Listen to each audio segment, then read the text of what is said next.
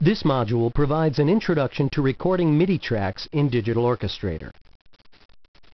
For this lesson, I'll be using a standard multimedia PC with a built-in soundboard. I also have a MIDI keyboard hooked up to my soundboard's MIDI interface. Before I begin recording, there are a number of controls that need to be set up. First, I'll select a track for recording by clicking in the R column. This enables the track for recording. Since any track in MIDI Orchestrator can record audio or MIDI, I'll need to set the track type to MIDI. This is done by simply clicking in the Type field until the MIDI icon is displayed.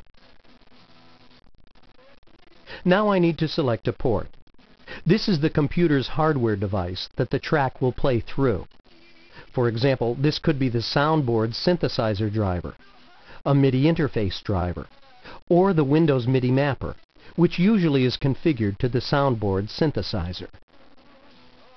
Each port can play on any of 16 possible MIDI channels, so I'll select a channel for this track. Assigning tracks to different channels allows the synthesizer to play different instrument sounds on each track.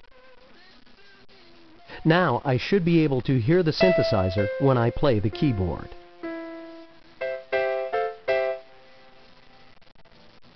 When you try this, make sure MIDI through is checked in the Options menu.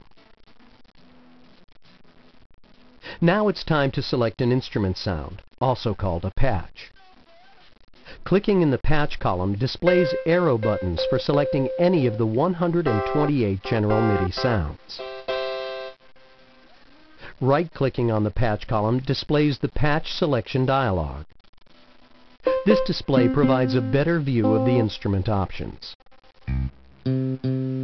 Notice that I can audition sounds by playing the keyboard as I click on different patches. Now that I've set up the track and chosen an instrument, I'm ready to begin recording. I'll click on the Record button in the transport.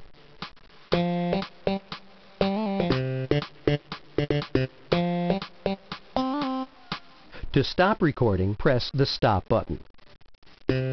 Now, to hear the track, I'll press the Play button.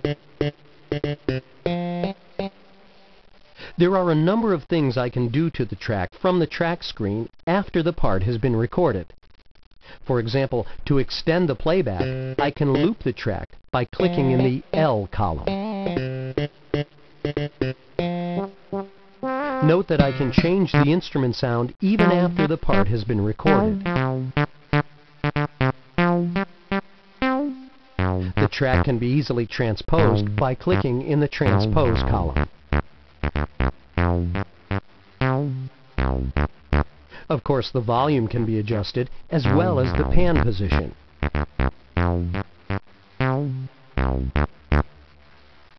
Lastly, it's a good idea to name your track before you move on. This will help you stay organized as you begin to build up tracks. Now it's time to record a second track. This time I'll record a drum part. I'll set up a new track to record on by first enabling it. Then selecting the track type, the port, and the channel. Only this time I will make sure I set the channel to 10. Most soundboard synthesizers assign their drum sounds to either channel 10 or 16. Now when I play my keyboard, each note will play a different drum sound. One more thing I'll do before recording is turn down the tempo temporarily. This is a great technique for recording parts which are difficult to play on the keyboard. After I record the part, I can restore the tempo to the normal speed. Now I'll press record and play a drum beat from the keyboard.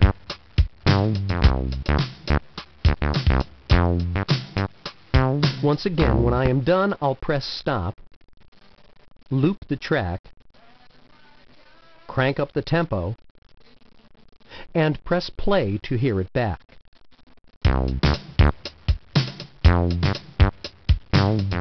Now I'll move on to record a third track, a percussion part. only this time I'm not going to play the part. Instead, I'll insert the notes directly onto the screen in the piano roll window. First, I need to set up a new track. However, this time I won't be playing from the keyboard, so I won't select Record Enable. Also, notice that I'll set the track up on channel 10, just as I did on the previous track. Next, I'll press the piano roll quick key to display the piano roll window, and select the track I just set up.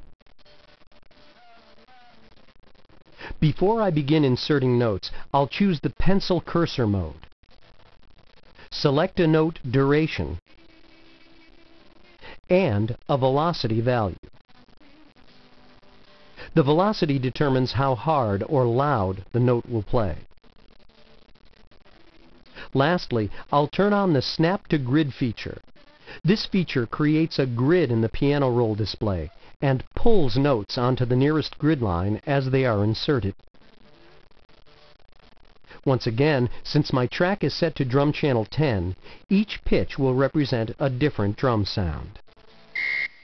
To help find the sound I want to use, I'll insert one note, then drag the middle of the note up and down the pitch range.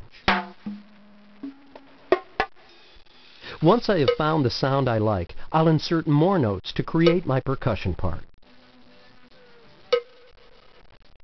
There are many ways to edit MIDI notes in the piano roll window.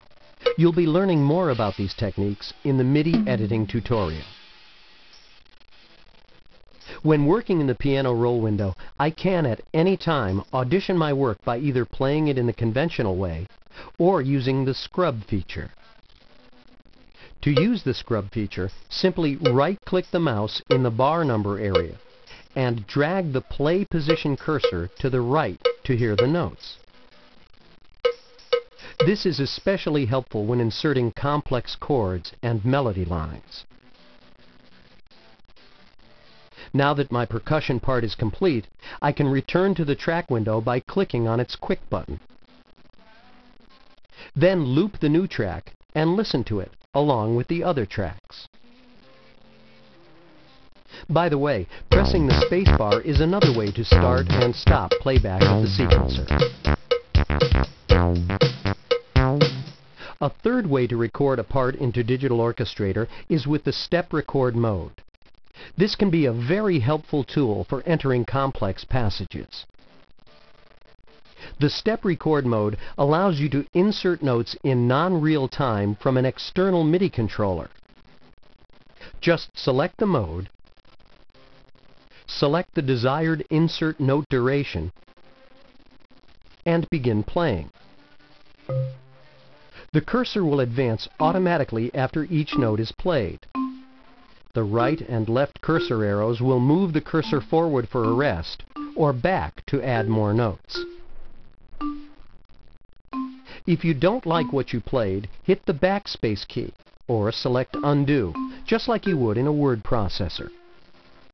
Let's take a listen.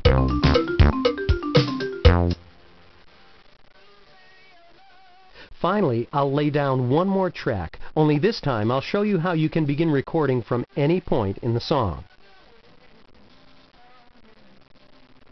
By right-clicking in the bar number area, I can set the song cursor to the 5th bar. When I click the record button, the lead-in will play the 4th bar, and recording will begin on the 5th bar. It's that simple. This concludes the recording demonstration. For more on MIDI recording and editing, please proceed to the MIDI editing tutorial.